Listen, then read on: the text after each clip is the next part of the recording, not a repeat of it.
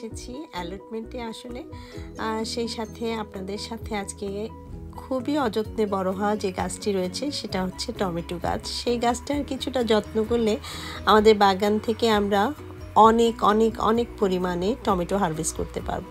সেই কিছুটা আমার যত্ন আপনাদের সাথে শেয়ার করব। আশা করি আপনাদের কাছে আমার আজকের ভিডিওটি ভালো লাগবে। টমেটো পছন্দ করেন না এমন মানুষ খুব কমই আছে। খুব অল্প জায়গায় অল্প পরিশ্রমে একটা দুটো কন্টেনারেও কিন্তু প্রচুর টমেটো আমরা পেতে পারি, হারভেস্ট করতে পারি। এখানে যেহেতু আমার কাছে অনেক টমেটোর চারা ছিল, কোনো চারাকে আমার আসলে ফেলতে ইচ্ছা করে না, সে কারণেই একটু জায়গা করে আমার চ্যানেলে রয়েছে ছোট ছোট চারাগুলোকে এভাবেই লাগিয়ে দিয়েছিলাম সেই ঠান্ডার মধ্যে। তারপরেও কিন্তু টমেটো গাছগুলো যতই ঠান্ডা পড়ুক সেগুলো কিন্তু টিকে যায় বাইরে দেওয়ার পরে।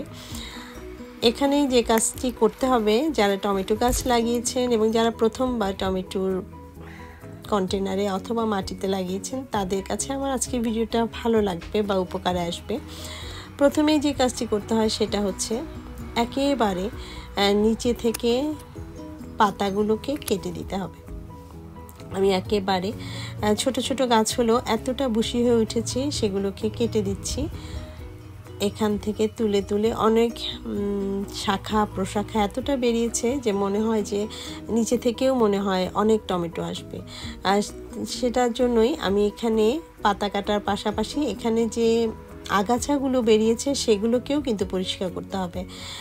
এই মাটিটার মধ্যে থেকে যতটা পুষ্টি সেটা যেন আপনার গাছটাই পায়, সেই ব্যবস্থাটা করার জন্য এই আগাছাগুলোকে পরিষ্কার করা কাজ হচ্ছে। যখনই গাছগুলো ছোট ছোট থাকছে তখন একটু স্টিক দিয়ে আমি এভাবে এখানে লাঠি ব্যবহার করেছি, আর সেই সাথে এভাবে দড়ি দিয়ে এভাবে তারের সাথে বেঁধে দিয়েছি, কারণ কয়েকদিনের মধ্যে এই গাছটা এতটা বুশি হয়ে উঠবে, পাতা চারদিক দিয়ে এতটা স্ট্রং হয়ে যাবে যে সেটাকে আসলেই রক্ষা করা যাবে না, একেবারে হেলে দুলে পড়ে যাবে।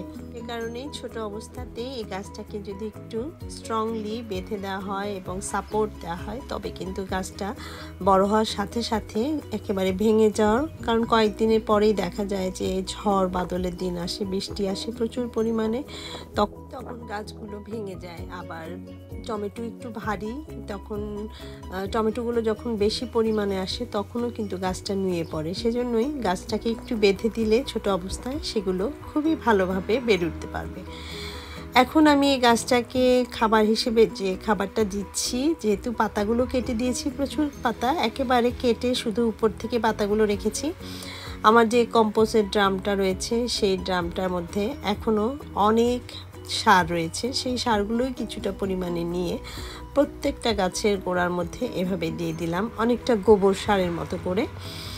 এর ফলে এই পুরো সারটাই কিন্তু আমার এই যে সারটা দিয়েছি সেটার মধ্যে তো আপনারা সবাই জানেন ঘরের সমস্ত কিছু, মাছের আঁশ থেকে শুরু করে কলার খোসা, ডিমের খোসা সব ছিল। সেটা দেওয়ার পরে বাগান থেকে যে ঘাসগুলো কেটেছিলাম সেগুলো এগুলো অনেকটা শানপাপড়ির মতো হয়ে আছে, এগুলো দিয়ে দিব, যেন যে মাটিটা বা কম্পোস্ট সারটা আমি দিলাম সেটাকে কিছুটা ঢেকে দিব। এগুলোও কিন্তু কিছু দিনের মধ্যেই এই যে এখানে যেমন পচে গেছে, এগুলো কিন্তু এখানে মাটির সাথে মিশে একেবারে পচে যাবে।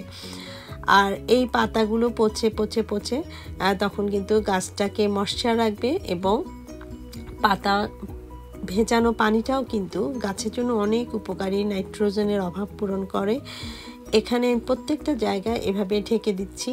অর্গানিকভাবে বাগান করার মজাই আলাদা আসলে, এবং যখন অর্গানিকভাবে বাগানগুলো করা হয় তখন কিন্তু দেখা যায় যে সেখান থেকে যে ফলগুলো আসে সেটা কিন্তু দ্বিগুণ পরিমাণে আসে। এখানে কন্টেনারের মধ্যেও আমার কিছু টমেটো গাছ রয়েছে যেগুলো একটু বড় জাতের টমেটো, এটাকে বলে বিগ বয় এই জাতীয় নাম। সেই গাছে চারাগুলো মাশাআল্লাহ অনেক বড় হয় এবং একটা টমেটো প্রায় এক পার বা তারও কিছুটা পরিমাণ কম হতে পারে, এই পরিমাণ বড় হয়।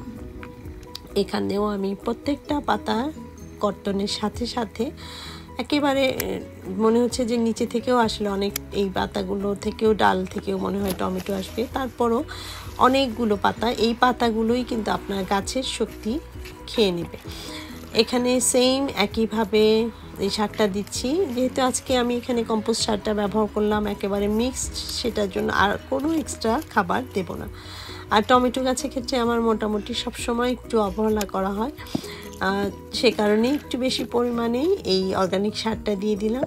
আর এমন একটা জায়গায় টমেটো গাছগুলিকে রাখবেন যেখানে দিনে 6 থেকে 7 ঘন্টা সূর্যের আলোটা পায়। আর পরিমাণ মতো পানি আর একবারে কিছুটা পরিমাণ সার, যেটা দিতে চান সে ধরনের সার টমেটো সারে টবগুলোতে দিয়ে দিলে, এমনকি যে টমেটো ফিডটা রয়েছে সেটাও কিন্তু ওয়াটারের সাথে মিশিয়ে আপনারা দিয়ে দিতে পারেন। এর ফলে কিন্তু গাছে প্রচুর পরিমাণে একেবারে বলা যায় 15, 20, 25 কেজি টমেটো আপনি বাগান থেকে হারভেস্ট করতে পারবেন কয়েকটা কন্টেনার থেকে।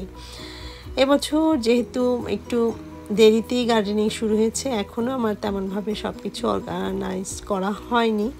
দেখা যাক। আর এখন প্রচণ্ড গরম, আর আমার গলা শুনেই বুঝতে পারছেন আমার শরীরটাও কিন্তু ভালো নেই। তারপরও কিছুটা ভিডিও আপনাদের সাথে শেয়ার করলাম। এখানে কয়েকদিনের মধ্যেই দেখেন আবার আগাছায় ভরে গেছে। এগুলো যে কষ্ট অ্যালটমেন্টের, এটাই হচ্ছে সবচেয়ে বড় কষ্ট, এই আগাছা পরিষ্কার করা। অবশেষে গাছগুলোতে পানি দিয়ে দিচ্ছি, সেই কম্পোস্ট সার, তারপরে ঘাসের যে গুঁড়োগুলো দিলাম, পাতাগুলো, ড্রাই পাতাগুলো সব মিলিয়ে এই টমেটো গাছগুলো কিন্তু অনেক হেলদিভাবে বের উঠবে। এর আপকে আপনাদের সাথে শেয়ার করব। অবশ্যই টমেটো গাছকে অবহেলা না করে কিছুটা পরিমাণে যত্ন নিয়ে, অন্যান্য গাছের ক্ষেত্রে যেভাবে যত্ন করি ঠিক তেমনভাবে কিন্তু আমার ক্ষেত্রে করা হয় না, তাই এইসব বলা। এভাবে কিছুটা যত্ন করলে আপনার বাগান থেকেও আপনি অনেক অনেক টমেটো হারভেস্ট করতে পারবেন। এই ছিল আমার আজকের ভিডিও, আপনাদের সাথে শেয়ার করলাম বরাবরের মতো সে একই কথা। ভালো লাগলে প্লিজ চ্যানেলটি সাবস্ক্রাইব করতে ভুলবেন না এবং লাইকস, কমেন্টস, শেয়ার করবেন। Thanks for watching. আল্লাহ হাফেজ।